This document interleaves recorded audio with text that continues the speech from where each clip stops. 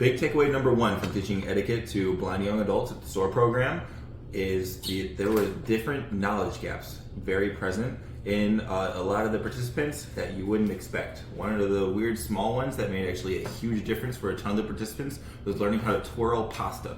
So being able to stick the fork down, getting that sensation of being able to stick into spaghetti or something, and then twisting and feeling that there's more resistance, and then that resistance starts to lessen once you've got most of the noodles that you stabbed locked in, and then being able to level out and come up so you don't lose them all, was able to make meal times a lot cleaner, and they were able to get food into their mouths a lot easier and enjoy their meals a lot more. So stay tuned for some more important etiquette takeaways.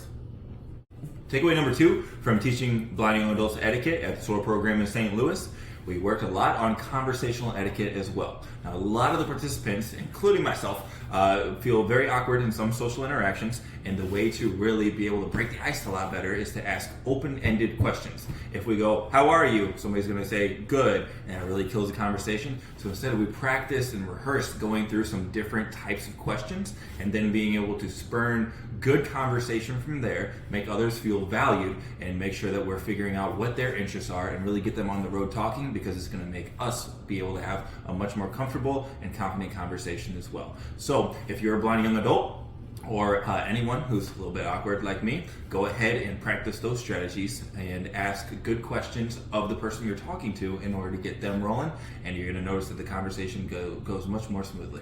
Last big takeaway from teaching etiquette to blind young adults at the SOAR program in St. Louis is how to check a knife, and then other sort of like little minutia that you kind of have to pay attention to in order to be much more efficient and confident and safe during meals. So checking your knife is very important because we have to know what side the serration is on, as well as how jagged that knife is, and if we're more likely to hurt ourselves, everything like that. And it's also going to help us line up appropriately to be able to cut things. So the way that I taught it, in order to make sure things are nice and safe, and then we're not messing up plates by scraping the plate with our knife, is instead, more than likely, the fork is going to be safer, and we're already going to have it in our hand in order to cut something. So I just pick up the knife, and I'm able to scrape against the tines, so perpendicular to how the tines normally go, and you can feel if you have the serration or not.